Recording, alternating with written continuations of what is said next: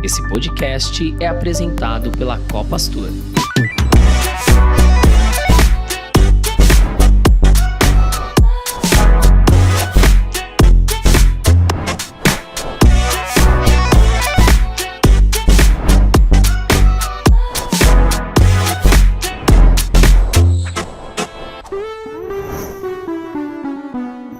Salve, salve! Sejam todos bem-vindos ao voo do Saída de Emergência com destino ao conhecimento. Eu sou o Jeff Andrade e vou conduzi-los no bate-papo de hoje. O propósito desse podcast é elevar a consciência por meio da construção colaborativa de conteúdo, transbordando para a sociedade nossa cultura e valores. Tripulantes, microfones em automático.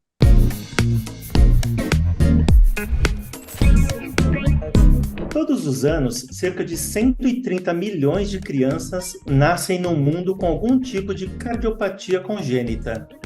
No Brasil, cerca de 10% dos bebês nascem com algum problema cardíaco. Desse total, em torno de 2% apresentam doenças muito graves, que com o diagnóstico precoce podem, efetivamente, receber o atendimento mais adequado.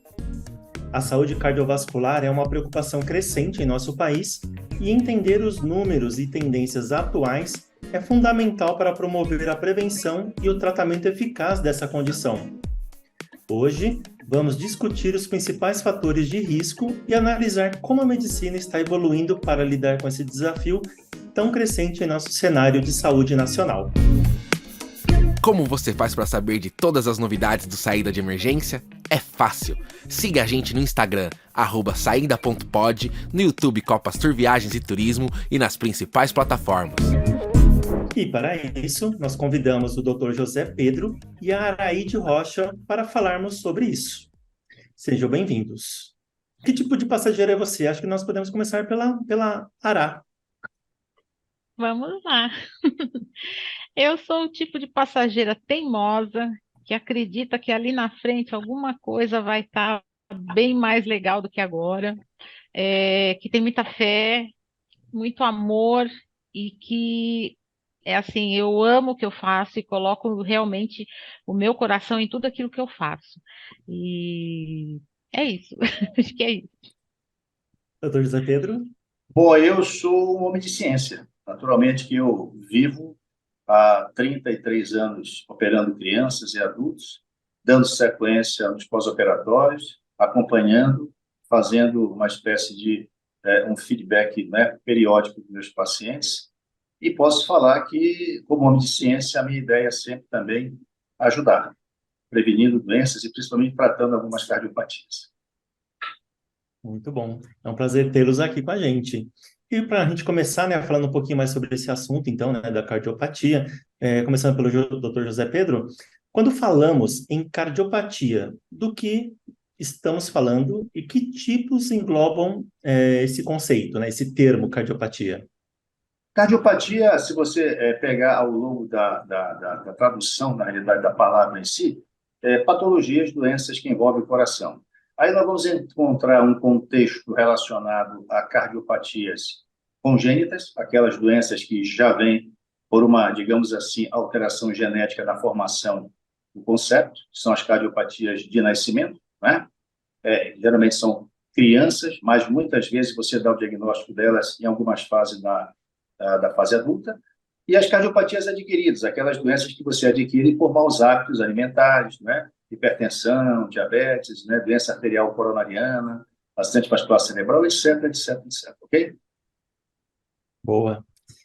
E, Ara, na sua família tem, né, um histórico cardiopata, né? Como foi para você e para a família esse processo de descobrir, por exemplo, a cardiopatia do seu filho? E como isso afetou a família e você emocionalmente? Bom, foi um baita susto, né? Miguel hoje tem 14 anos, quase 15. Mas ele é o terceiro filho vivo. Eu tive 5 gestações, perdi 2 e tenho 3 filhos aqui. Eu falo que aqui na Terra eu tenho 3 filhos e no outro plano eu tenho 2. Então, assim, Miguel foi caçula, ele veio numa gestação assim que as pessoas não esperavam, nem eu e o pai dele. porque nós, como a gente já tinha perdido filhos, teve o mais velho super tranquilo, o do meio nasceu também, nasceu prematuro, né, de 29 semanas. Então, quando eu falei, tô grávida, todo mundo fala assim, você é louca, você já teve um filho de 29 semanas e tá grávida de novo? Eu falei assim, que venha com saúde, né? E o Miguel, quando eu estava com 32 semanas de gestação, que o normal são 40, né? E Miguel resolveu estourar a bolsa. E Hum. aí foi um susto. Foi aquele dia assim que você vem do trabalho suando e falando assim, eu só quero comer alguma coisa, tomar um banho e dormir. E no final da palavra dormir, a bolsa estourou. Eu falei, pronto, eu já sei que eu não vou dormir, né? E aí eu fiquei internada uma semana para esperá-lo nascer ainda, né? Para amadurecer pulmão, aquelas coisas todas. E aí Miguel nasceu de 33 semanas. Então aí já era um susto. Aí as pediatras examinaram, os cardiologistas, e aí vieram com a grande notícia, né? Que Miguel era um cardiopata. Depois eu vou falar os termos, depois o doutor vai explicar, porque eu não, né, eu só sei falar no popular, né, o que Tudo significa bem. cada coisa, né? Ele nasceu com CIV, que é no ventrículo, que seria popularmente um furinho no ventrículo, e CIV, CIV no ventrículo, e CIA, que é no aurículo, e com destra posição da aorta, da veia aorta. Então, tudo isso era assim: olha, nós vamos mantê-lo com medicações, tentando ver como é que fica a pressão arterial, como é que ficam os pulmões, porque ele, apesar de ser um prematuro bacana, assim, entre aspas, né?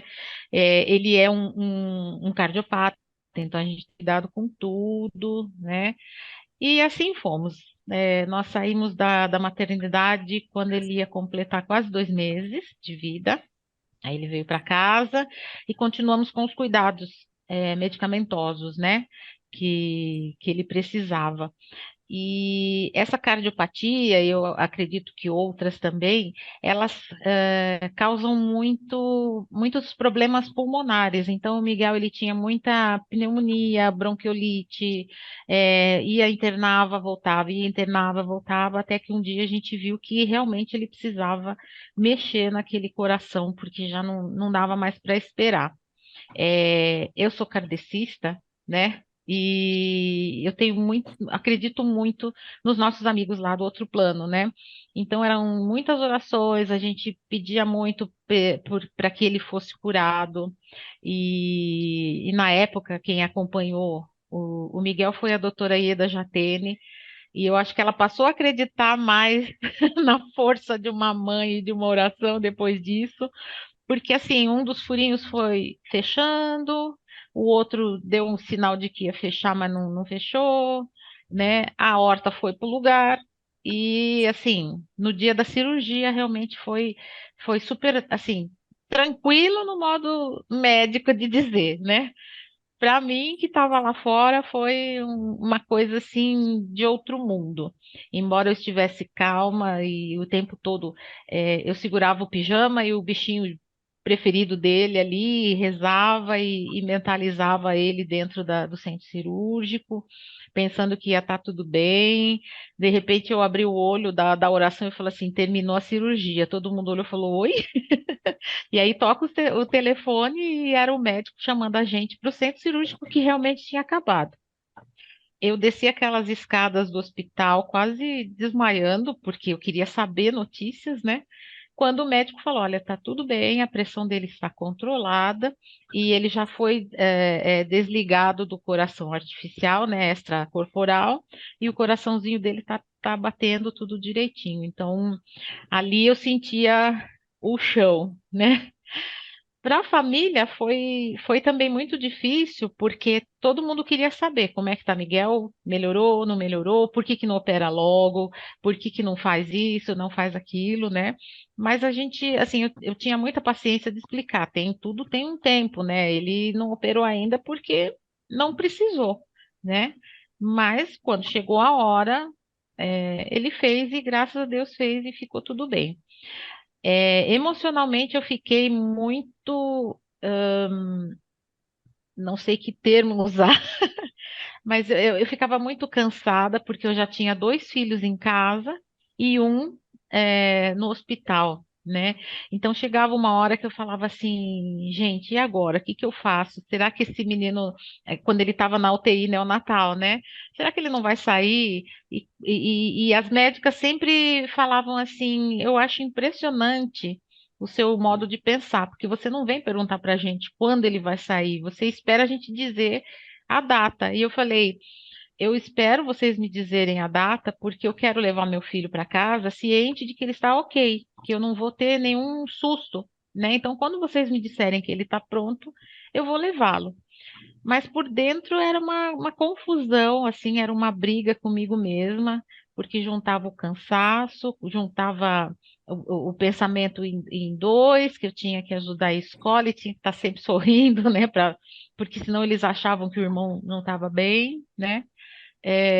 Depois da cirurgia, nós ficamos internados, acho que 2 semanas da cirurgia cardíaca, né? Nós ficamos internados 2 semanas e Miguel saiu do hospital abraçando a vaquinha do Cocoricó e caminhando e meio que assoviando. E tá aí um rapaz de 14 anos, perfeito, sem sequelas e com um coração, além de bater muito forte, um coração muito bonito de solidariedade, né? Um coração muito grande, né? Muito. Ele diz até que quer ser cardiologista um dia para ajudar como ele foi ajudado, mas não se sabe, né? Então, tá aberto para ele isso. Que bom, que bom. Mas se tratando de questões familiares, até questão de filho, quem é pai, quem é mãe, sabe muito bem, né? A gente fica bem preocupado, né? O estresse vem, às vezes a ansiedade, né? Que às vezes só atrapalha, mas você foi muito bem, né?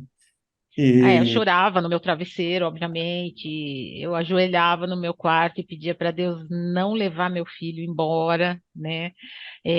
Na época da cirurgia também, ele ficou lá na UTI.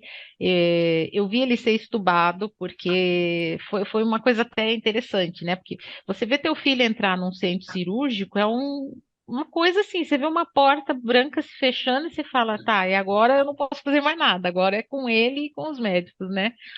E quando ele estava entrando, eu fiz uma promessa. Eu falei assim: olha, a primeira pessoa que você vai ver quando você acordar da cirurgia vai ser eu e teu pai, né?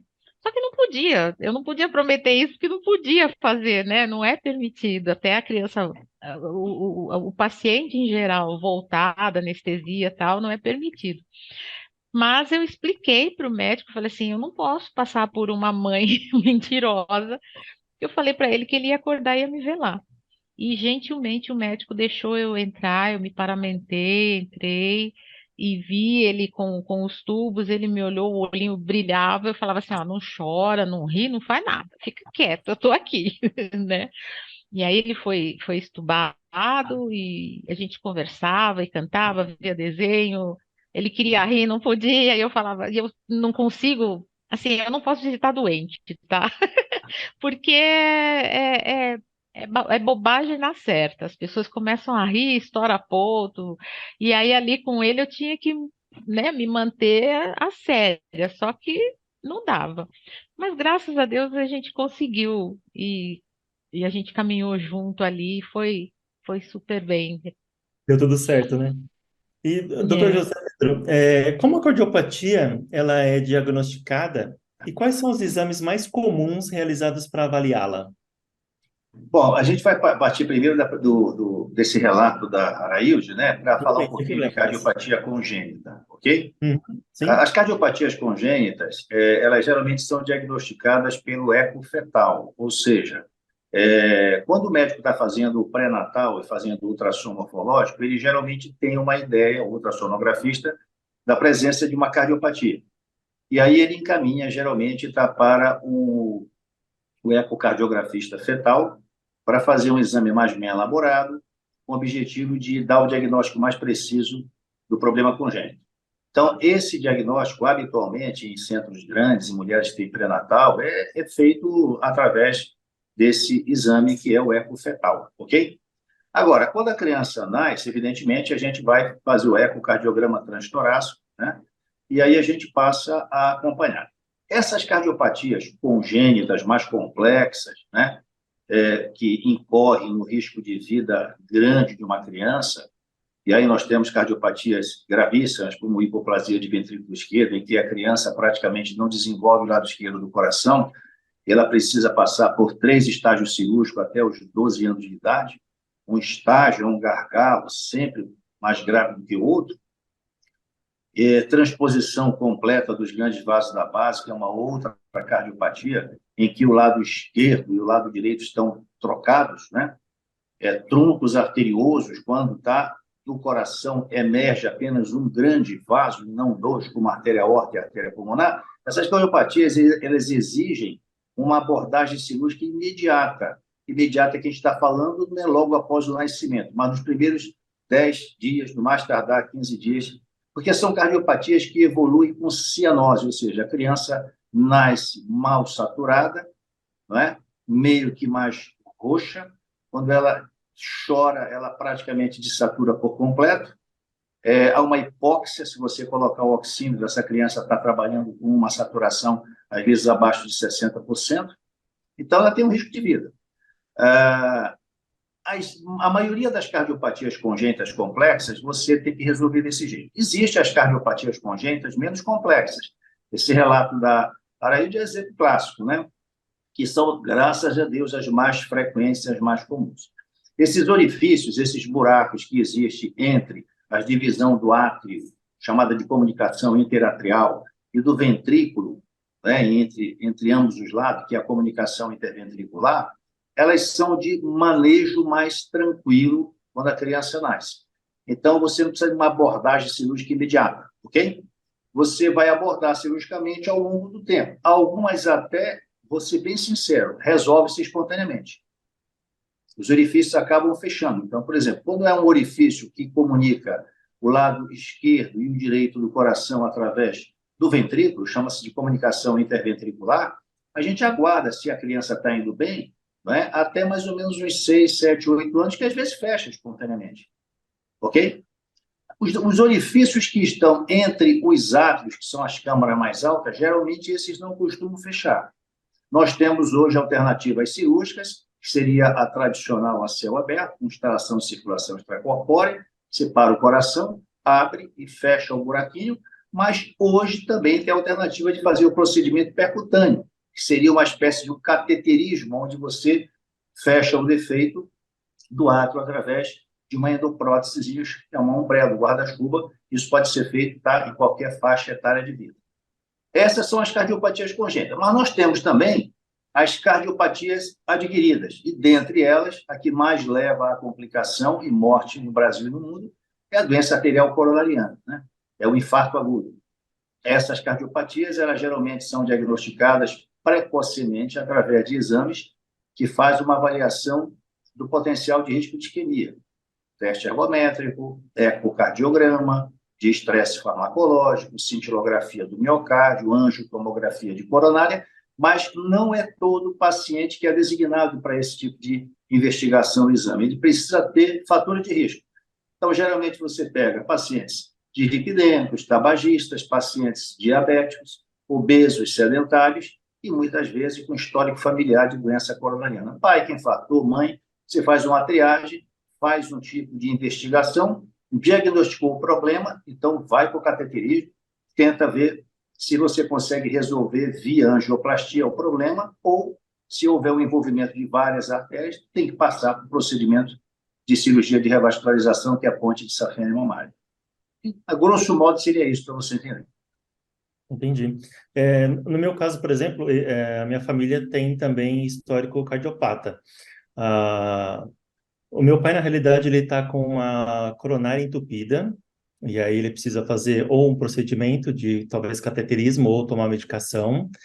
A minha mãe, ela, 10 anos atrás, ela operou, ela trocou a válvula aórtica pela biológica, né, que era usada de porco. Aí ela vai estar para fazer cirurgia novamente agora em outubro. E eu tenho o prolapso da válvula mitral. Ok. que nada mais é do que quando o sangue passa de uma cavidade para outra dentro do coração, o orifício ou ele abre e não fecha, ou ele fecha e não abre, né? Mas no meu caso, eu nasci com isso, vou viver com isso e não morro disso. Os outros já têm um pouquinho mais de complicação, né, doutor? O prolapso de válvula mitral, também chamado de síndrome de Barrow, ele é mais comum até em mulher do que em homem, mas ele não é uma cardiopatia que vai evoluir com risco de vida. O único cuidado que tem que ter no prolapso de válvula mitral é o acompanhamento a cada 2 anos no máximo, o Sim. anual com eco, porque sabe-se que alguns pacientes, não são todos, alguns pacientes, numa fase mais provecta de vida, lá pelos seus 70, 75, podem romper essas cordas da válvula mitral, que estão um pouquinho longas, e isso acarretar num refluxo muito grande de sangue do ventrículo pro átrio. Isso gera um sopro maior, um sinal de insuficiência cardíaca, e você tem que abordar cirurgicamente esse paciente, né? Fazer a plastia da válvula, fazer a troca da válvula. Com relação ao seu histórico familiar, convém deixar bem claro que quem tem um pai ou uma mãe com doença coronariana não tem uma sentença, tem uma tendência, né? A tendência vira Muito sentença bom. de acordo com o teu padrão de vida, estilo de vida, não é? Então, Sim. se você é uma pessoa que realmente está indo bem, não vai ter o problema do pai. Eu sempre falo que nossos pais são tão maravilhosos que eles nos educam até com as doenças, né? Fazendo a gente seguir um caminho contrário aos deles, né? Verdade. Muito bom. A nossa gravação do episódio aqui está quase uma consulta, né? Doutor, uma vez quando é diagnosticada a cardiopatia, que tratamento nós temos, né? Porque às vezes não é só a cirurgia, tem outros tratamentos, E, mas quando não tem só esse tratamento e chega à cirurgia, né? Como é que isso se dá?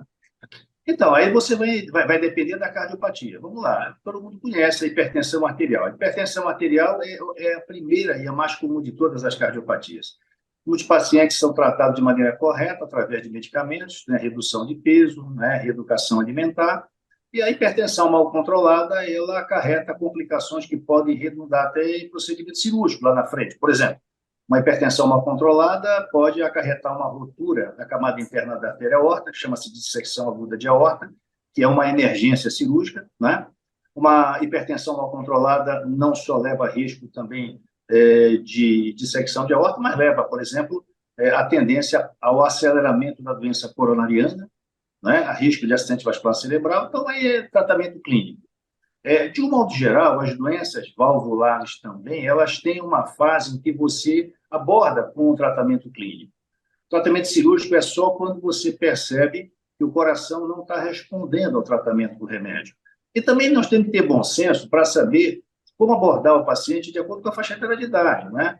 Então, por exemplo, você pega um paciente aí de 85 anos de idade, que tem um estreitamento da válvula aórtica, você tem a opção de fazê-lo mudar o estilo de vida. Ele é um homem que não vai mais correr a São Silvestre, não vai subir mais escada correndo, não é? Então, você Sim. tem que ter a seguinte percepção: é melhor medicar, sabendo que o risco cirúrgico é muito alto nessa faixa etária de idade, do que tentar operar.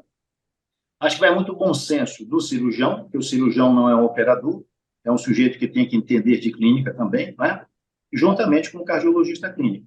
Mas, de um modo geral, as cardiopatias todas, hipertensão, dislipidemia, a próprias arritmias, né? As arritmias também, de um modo geral, são manejadas com medicamentos. Manuseio farmacológico, na pior das possibilidades, algumas deverão caminhar para procedimentos cirúrgicos, ok? Ok. E Ara, agora com você, a gente falou um pouquinho, né, sobre as atividades cotidianas, sobre o estilo de vida. E quais foram para você os maiores desafios ao cuidar do filho cardiopata, né, em relação ao estilo de vida, alimentação, rotinas, as atividades? Como é que foi isso? Foi bem maluco, né?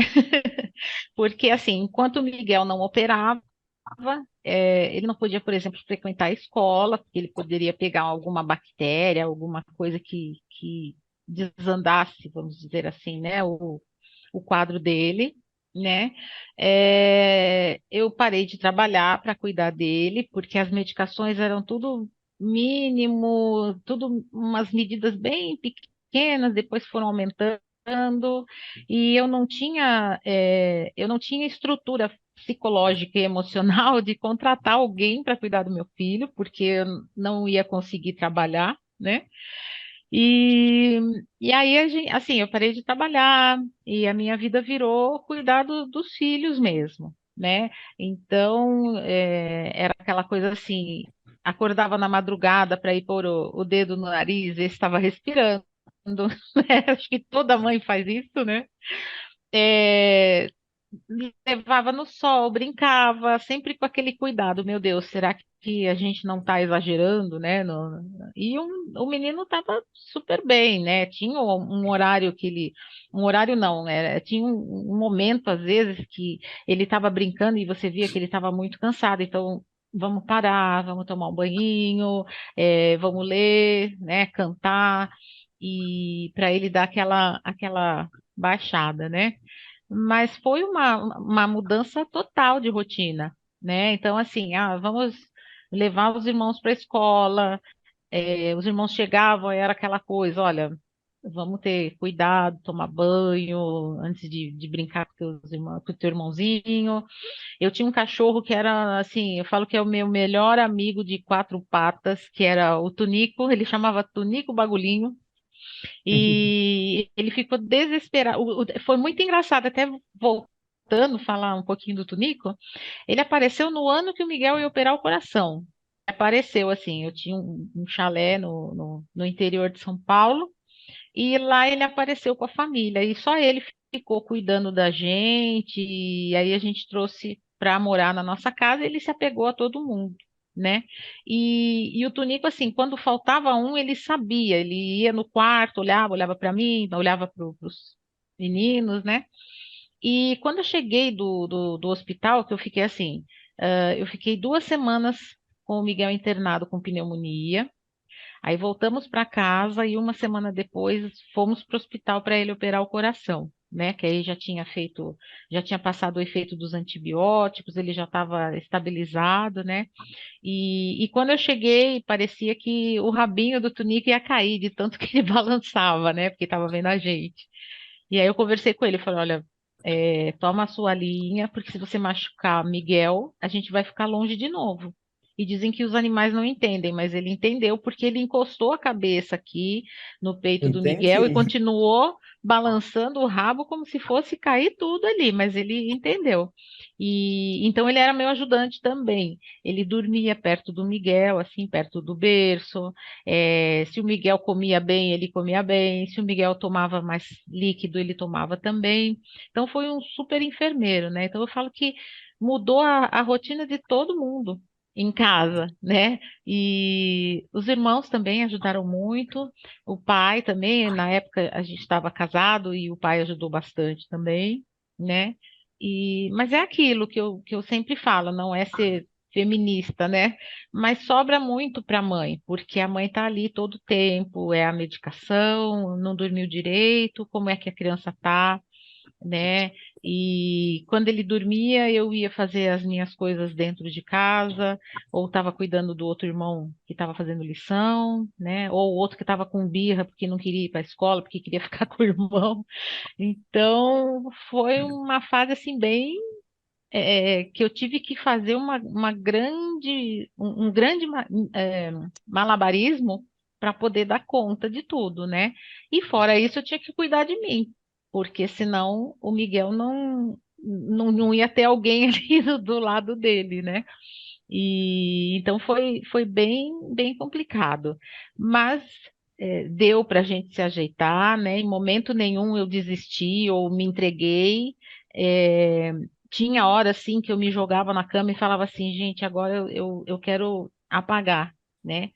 E tudo bem também, porque tem mães que pensam, como eu pensava, né? Que tinha que fazer tudo ao mesmo tempo agora. E não é assim, a gente pode dar um tempo, porque eles estão bem, eles estão, né, cuidados, estão bem assistidos pelos médicos, né? E não é uma falha que a mãe tem de tipo, eu vou deitar aqui, vou dormir e daqui a pouco eu acordo para ver meu filho. Não, a gente precisa disso para recompor a energia. E para saber o que está fazendo ali com o filho, né? Na coisa de alimentação, na hora do banho, enfim, né? E sobre alimentação, né, que você perguntou, Hum? a partir do momento que ele saiu do hospital, alimentação normal, né? Então, assim, Miguel é um menino que come de tudo, não gosta dos verdinhos, acho que muita criança não gosta, né? Os irmãos amam tudo, mas ele, os verdinhos, ele fica meio assim, mas foi uma rotina normal de alimentação, é, e ele cresceu assim, uma criança feliz, né? Isso que é muito importante. Essa recuperação dele, esse apoio que nós demos, né? Para ele foi muito importante. A família é muito importante para a criança, né? Porque ele sente aquele aconchego, né? Bom, eu não estou sozinho, então vamos lá, né? E É uma muito forma bom. de mostrar para ele e para os irmãos também que é possível, né? Que se a gente quer uma coisa, a gente vai batalhar e vai conseguir, a menos que não seja a hora de conseguir ou que não seja do nosso merecimento, né? Mas a gente tem que enfrentar e tentar fazer o melhor que a gente pode. Sim, sim. E falando dessa proximidade dos familiares, dos amigos, nós temos também o acompanhamento médico. E como você vê, Ara, essa importância, né, desse acompanhamento médico durante a jornada de tratamento do seu filho? E o doutor, se Ah, quiser comentar. é excepcional, né? Excepcional, porque ele fazia exames, começou mês a mês, depois da cirurgia, né? Depois foi se passando para 2, 3 meses. Depois, quando a médica falou assim, não, eu quero vê-lo daqui 6 meses, eu já fiquei, nossa, uau, né? Mas mesmo assim, com essa autonomia, eu falava assim, mas e se eu precisar da senhora? Pode ligar, a gente se fala, conversa, né? E depois, outro susto foi quando ela me falou assim: quero vê-lo daqui a um ano. Eu falei: não, pera, calma, né? Ela falou: não, teu Tem alguma filho coisa tá errada. ótimo, teu filho tá ótimo, tá forte, né? E aí depois disso, eu passava com o doutor José Pedro, e aí levei o Miguel lá, o doutor José Pedro também acompanhou, fe- eh, fizemos uma bateria de exames, né? Então, assim, é fundamental o acompanhamento médico. Não dá para você pegar o teu filho que saiu de uma cirurgia desse porte, e levar para casa e falar assim, pronto, agora está tudo bem. Não, a gente precisa sim do suporte médico, né? É maravilhoso. Eu falo que é uma profissão maravilhosa, porque você está mexendo com a vida de alguém e você está colocando na vida das pessoas uma esperança, né? Um acalento, né? Um abraço, né? Porque é muito importante isso também. Então, além da parte medicamentosa, da consulta, o retorno humano do profissional é muito, muito bom.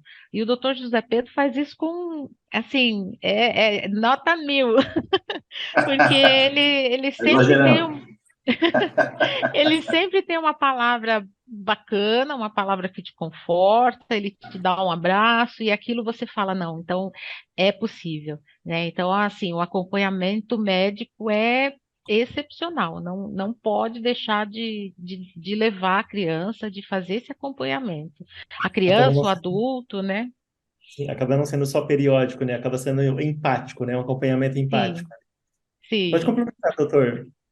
O que eu queria deixar bem claro nesse posicionamento da eles é o seguinte: geralmente essas cardiopatias congênitas operadas, mais, digamos assim, né, para nós cirurgiões um pouco mais, graças a Deus, simples, né?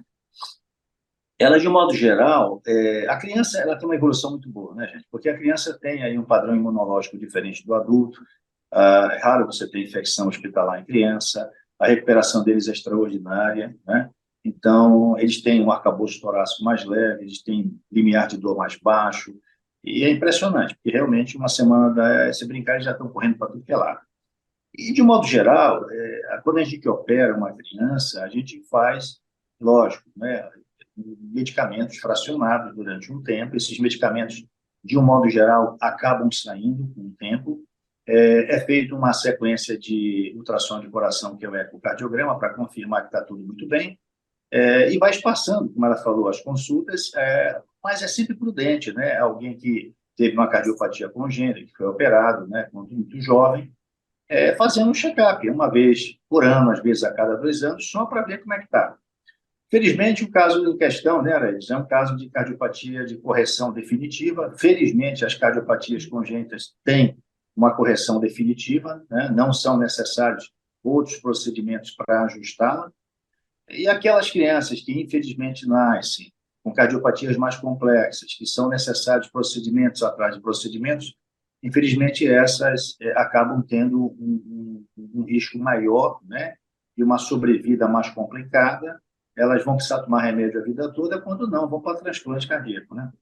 Mas é aquela história, né? Eu também sou um médico, trabalho com ciência, trabalho com corpo físico, mas sou espiritualista também. E é muito importante essa relação do médico com o paciente, com a família, porque, gente, não é só o bisturi que cura, a palavra também cura, entendeu? E muitas vezes, no caso dela, você viu o relato, a aflição, a angústia, né? Porque a criança não sabe o que está acontecendo. Na pior das hipóteses, ela fica sofrendo ali, chora, o anestesista dá umas gotinhas para entrar no centro cirúrgico, mas para ela, né? E nós estamos falando de uma criança já na idade pré-escolar. Uma criança lá que tente, essa não sabe nada, mas a mãe sofre muito. Eu já tive possibilidade de operar trigêmeos prematuros, com 500 gramas, 600 gramas, 650 gramas, 3. E a mãe era, por exemplo, para você entender, a mãe era uma iraniana que não falava português nem inglês, estava sozinha no Brasil, que o marido foi para os Estados Unidos. Então, você imagina a aflição e a angústia dessa mãe vendo os trigêmeos, um de cada vez entrando no centro cirúrgico, né? Quer dizer, os 3 saíram bem, graças a Deus. Hoje eles devem estar também para a idade da Araídes, uns 14, 15 anos, lá no Irã. Nunca mais soube deles. Mas a questão de uns 5, 6 anos atrás, o pai mandou para a gente uma foto. E isso é recompensador. Ser médico é recompensador à medida que você vê que você pode ajudar. Medicina é feita para isso, né? Muito bom. E o doutor falou dessa coisa, né, da recuperação ser muito rápida, e é mesmo. Mas a mãe fica desesperada. Para você ter ideia, quando ele teve a alta do hospital, 2 dias depois, ele foi correr no corredor do apartamento, ele caiu de peito no chão. Eu já catei a chave do carro e o telefone, liguei para a médica, e ele levantou assim, caí. Falei, nossa, eu estou morrendo aqui, você vem cair. Aí liguei para a doutora, falei, doutora, caiu? Ela falou, tá sangrando, tá saindo alguma secreção, tal.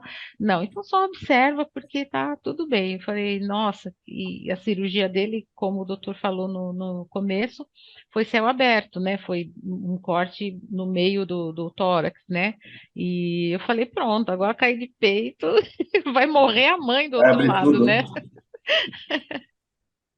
Sim, no meu caso também, eu não troco a minha cardiopata, a minha cardiologista de jeito nenhum, porque ela é muito empática, ela se preocupa com a minha família, se preocupa com coisas assim que eu olho para ela e falo, mas por que você está perguntando disso, né? Tipo, porque a pessoa é tão empática, sai tão fora do tradicional que a gente até estranha, né? Mas isso é Né? muito bom. E, doutor, a gente sabe que com o avanço tecnológico, onde as redes sociais aí elas estão indo para o lado bom, lado ruim, muitas vezes, e aí nós vemos muitos equívocos, por assim dizer, das pessoas falarem sem ter muito conhecimento. Então, quais são os principais mitos ou equívocos comuns que as pessoas têm sobre a cardiopatia e que você gostaria de esclarecer? Eu acho que é assim, tá? Você falou bem, né? Infelizmente, hoje nós temos um grande inimigo, que é o Google, né? As Pois é. pessoas, elas, às vezes, passam no médico, não vou dizer só comigo, né? Mas passam com um médico e pegam os seus exames, abrem os exames, vê o valor de referência e sai correndo para o Google, né? Sofre por antecipação. Porque tem o perfil, eu sempre falo do deprimido, que é aquele que chora pelo passado, o ansioso, que é aquele que sofre pelo futuro, né? Então, a maioria das pessoas sofrem pelo futuro, tem medo, chega no médico e não é bem assim, né? Espera chegar na hora da tua consulta, conversa com o teu médico, que muitas vezes você sofre por antecipação. Muitos mitos que você vai encontrar no dia a dia ainda, né? Um dos grandes mitos, né, que existia no passado é a relação de que o colesterol seja responsável pela doença arterial coronariana. Hoje nós já sabemos que a doença coronariana, o infarto agudo, é uma doença de estresse oxidativo, é uma doença inflamatória, provocada por todos aqueles fatores de risco: sedentariedade, obesidade, subida de triglicérides, hipertensão, pré-diabetes, ou mesmo diabetes, tabagismo. Seria muito bom que tomar remédio para colesterol evitasse o infarto, porque não teríamos mais infarto na humanidade, né, gente? Que não falta é remédio para colesterol. Então, esse mito de achar que o infarto significa que você precisa tomar remédio para colesterol está fora de cogitação. Esse é um ponto, né?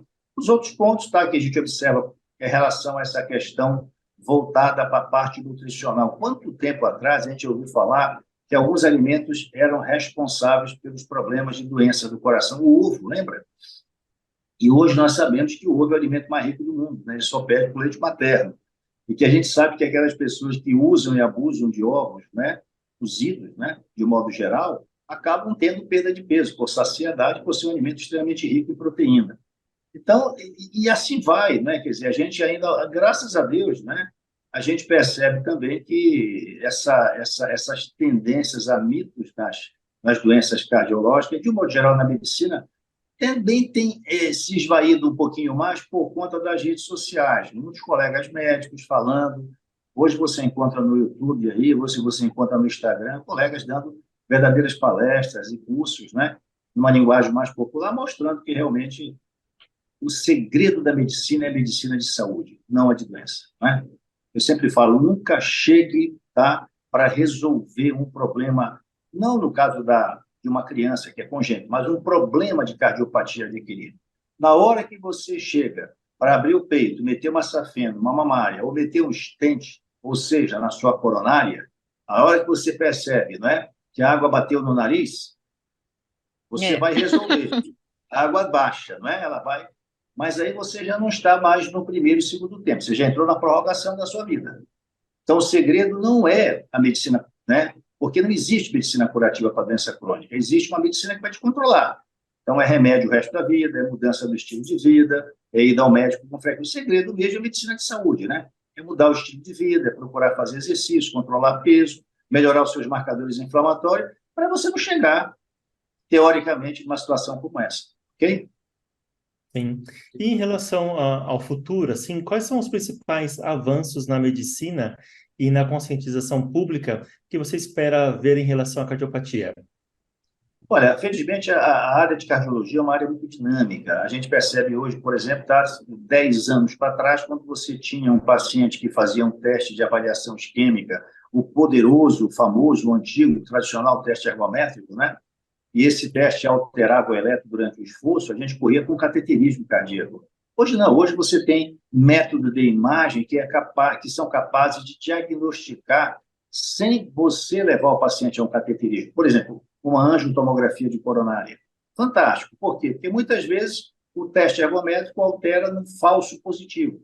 E aí você está evitando o paciente fazer um procedimento mais invasivo, né? Porque o cateterismo é um exame invasivo. Não mata ninguém, mas mata de medo, né? E mata o familiar que está lá do lado de fora, né? Exatamente. Hoje você tem, por exemplo, também a ressonância magnética do coração, um método de imagem extraordinário, né? Onde você não tem veiculação de radioatividade, mas que permite você também dar o diagnóstico de muitas doenças ou patologias da parte cardiológica. A cirurgia cardíaca em si mesmo, hoje a gente percebe também que a abordagem cirúrgica, por exemplo, de coronária, já ficou um pouquinho mais para o lado da hemodinâmica.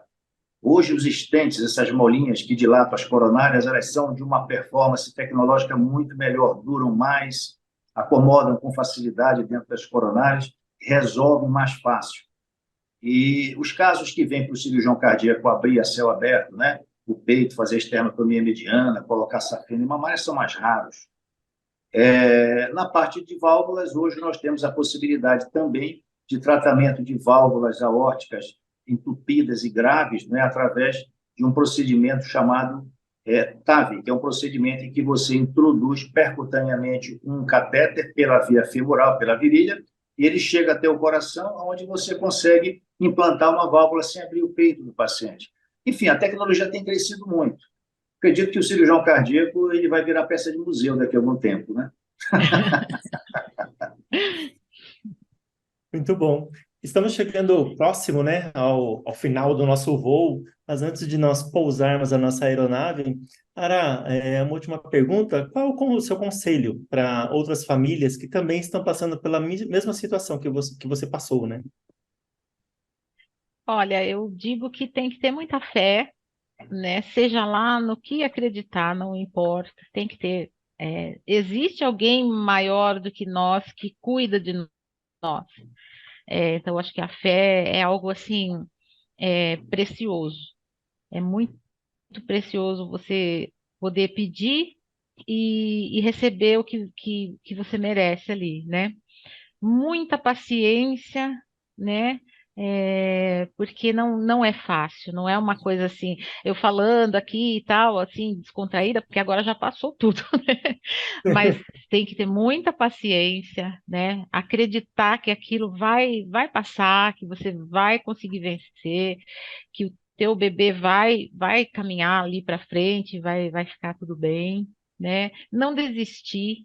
Eu falava muito e falo para eles até hoje. Meu mais velho tem 25 anos, e eu falo, olha, eu não desisto nunca de você.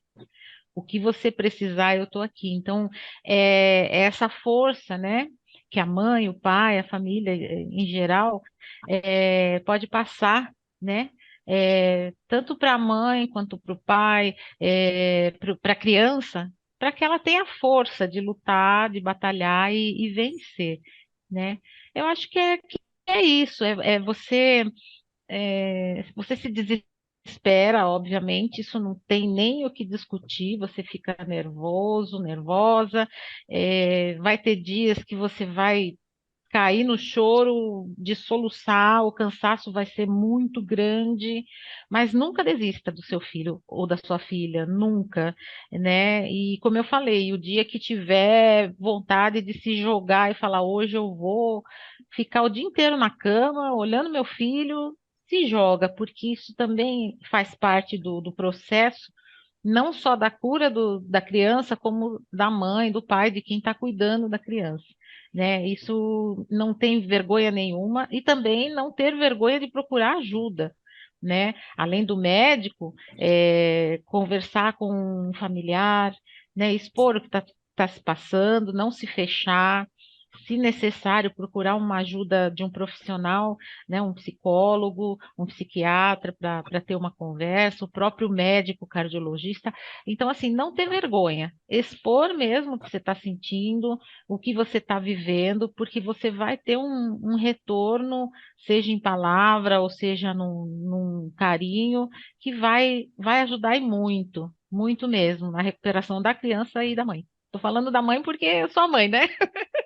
Mas, Sim. enfim, de quem cuidar da criança, porque tem muitas mães que às vezes têm que deixar um bebezinho nessa situação para trabalhar com a avó, né, com tio, com tia, né? Então, eu estou falando a minha parte, a mãe, né? Sim, não, e muito bom, muito importante. Obviamente, né, a questão emocional com os familiares, com amigos, e a questão médica com quem entende do assunto, né, doutor? Exato. É isso mesmo, tá? Mas é muito, muito oportuno esse depoimento dela, porque a gente está do outro lado, né? Sim, Então, lógico, a gente é um ser humano, a gente entende sentimentos, né, e pensamentos dos familiares, mas é bom ouvir esse depoimento, né, até aonde realmente nós médicos somos capazes, né, de diminuir, digamos assim, as consequências de alguns danos emocionais, conversando bem, orientando bem, porque é aquilo que eu falo, né, cortar e costurar para aquele que está preparado é fácil, né? O grande problema é aquele que está acompanhando aquele que vai ser operado. Muitas vezes a gente está operando um caso muito grave e às vezes a gente está muito preocupado com aquele caso lá, mas também nós estamos preocupados ali com aquele que está lá fora do centro cirúrgico a esperar. Então, sim, isso é muito importante, deixar bem claro que o médico ele tem uma responsabilidade muito grande, ainda mais aquele que opera coração, né? Quer dizer, eu não vou eximir nenhuma cirurgia, porque todos nós precisamos dos nossos colegas especialistas e todo procedimento cirúrgico tem risco, mas, evidentemente, em se tratando de cirurgias que envolvem uma complexidade maior, em que a gente, por exemplo, para um coração e dirige, né, durante alguns minutos ou horas, a circulação para fora do seu corpo, nós temos aí uma série de complicações pós-operatórias. Então, a gente sempre fica também, né, como um ser humano ali, lógico, tá? Tranquilo, equilibrado, porque somos preparados para isso, mas com aquele sofrimento também quando nós vemos que aquele paciente, uma vez operado, não evolui como nós queríamos que evoluísse. Muitas vezes, aí vem esse lado emocional do médico, que é importante fazer esse depoimento, porque muitas pessoas pensam que nós somos de ferro, né? E que nós não temos um sentimento. Às vezes o paciente complica, mas complica porque não depende somente do médico, depende da condição clínica, depende da imunidade, mas isso é uma coisa que nos envolve muito também, ok? Sim, com certeza. E eu queria só colocar também uma parte que envolveu bastante o doutor José Pedro, que é assim, quando o Miguel operou, ele tinha 2 anos e 9 meses, mais ou menos. E a cirurgia assim, então eu já tinha perdido 2 filhos, tinha 2 filhos em casa e Miguel ia operar o coração. E nesse mundo de coisas que aconteceram, eu estava me separando. Então, assim, o doutor José Pedro me deu muito lencinho nesse consultório, sabe? Muito aperto de mão e muita, sabe, um empurrão, tipo, olha, pensa, vamos para frente, você vai conseguir, né? Então, é muito, muito importante. O médico na vida do ser humano é muito importante, porque ele tem realmente o poder de levantar, de te tirar daquele estágio onde você acha que nada vai dar certo, que nada vai ficar bom, e te colocar num patamar onde você fala, não, então, se ele falou, é possível, né? E eu imagino a responsabilidade, né, doutor Zé Pedro, de você saber que o que você falar ali pode, né, implicar em alguma atitude da pessoa, né? Mas, graças a Deus, o nosso país tem bons médicos que sabem o que estão fazendo, que sabem, né, com quem está lidando, como é o paciente, tudo direitinho. Então, isso é extremamente importante. É isso aí, muito bom. Eu fico muito feliz, né, pela gravação do episódio de hoje. Com certeza todo mundo que está nos vendo ou nos ouvindo, ou os dois, está muito, muito cheio, muito enriquecido de conhecimento, né? Foi muito importante debater sobre esse assunto. E a gente gostaria de abrir para vocês, né? Se vocês gostariam de fazer alguma consideração final. Eu falo assim, a vida é muito importante. Eu sou uma pessoa que eu falo que eu sou apaixonada pela vida. Eu não gosto de ficar com gripe, por exemplo, porque está me atrapalhando, eu não estou podendo olhar lá fora, né? E eu falo que o Miguel, ele veio um pacote de presente mesmo, né? Porque o Miguel, além do coração, depois ele fez um transplante de córnea, né? Até se surgiu uma gravação sobre transplantes e quiserem, eu participo, porque foi muito importante, assim, sabe? Entender. Eu passei a ver, assim, quando o Miguel nasceu, quando o irmão dele nasceu prematuro, eu passei a ver a vida de uma outra forma. E quando o Miguel precisou operar o coração e depois fazer um transplante de córnea, a minha visão mudou de novo, porque você tem 2 pesos, né, na mão. Um, de que teu filho precisa de uma córnea, e outra, que essa córnea só vem se alguém não estiver mais nesse plano, né? Então, você pensa na coisa dolorida da família que vai doar, e ao mesmo tempo você pensa no teu filho que precisa receber, né? E depois de tudo isso, você junta tudo e vê que a vida vai continuar, ou seja, a pessoa que doou continua em outro plano, se as pessoas acreditam, né? Enfim, e a vida da pessoa que você ama tá ali também, graças ao amor, porque a doação é uma forma muito linda de amor, creio eu, né? E por esse amor as pessoas conseguem, não é, voltar a caminhar, ter uma vida normal. Então é muito importante isso tudo, né? E é o que eu falo, faça tudo com amor. Coloque tudo assim, o seu pensamento tem que ser com amor, o seu trabalho tem que ser feito com amor, o alimento que você vai fazer para você, ou para sua família, ou para alguém tem que ser feito com amor, porque o amor cura, realmente, né? Quando a gente ama e quando a gente sente esse amor, isso assim, de pai, de mãe, de amigo, de namorado, da família em si, das pessoas que você nem conhece na rua, você doar esse amor, você está recebendo em triplo, né? Para você. Sim. Doutor? Na consideração final, como nós estamos hoje debatendo um caso, né, de uma criança que nasceu com uma cardiopatia congênita e, graças a Deus, foi muito bem operada e resolvida, eu diria o seguinte, se você estiver grávida, faça o seu pré-natal de maneira correta, não desespere-se se através do ecocardiograma fetal foi encontrada uma cardiopatia congênita. Procure um cardiologista que possa acompanhar o seu filho. Muitas vezes as cardiopatias se resolvem espontaneamente e algumas se resolvem também sem necessidade de procedimento cirúrgico. Então não desespere-se. Essa é a mensagem que eu sempre passo. E aquilo que eu sempre falo, medicina que funciona é medicina preventiva, medicina de saúde, não é de doença, ok? Gostaríamos de agradecer, né, então, a participação, né, dos nossos convidados, a Iraide Rocha e o Dr. José Pedro. E você, curtiu o nosso voo? Compartilhe com seus amigos e voe junto com a gente. Chegamos ao fim do nosso voo. Não saia da janela e aguarde os próximos podcasts. Obrigado.